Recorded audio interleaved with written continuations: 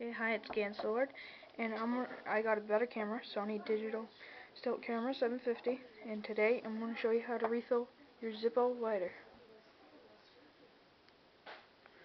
And now, what you do is you open it up, take out the inner casing. You should have this part. Right, so take your lighter fluid, open it up. I already pre-opened it. Take the felt tab, lift it up, hold it up. Now fill it up with the lighter fluid.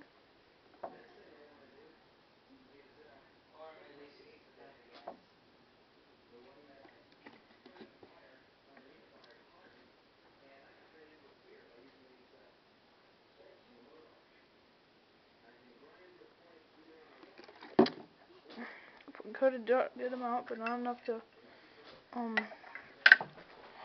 overload it. Make sure it's not dripping. And then you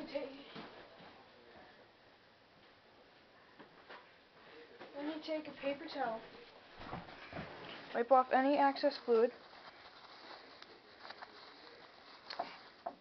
Take the case, put it back in the case, and close it. Make sure you can close. And you just light it up. And you have a full lighter.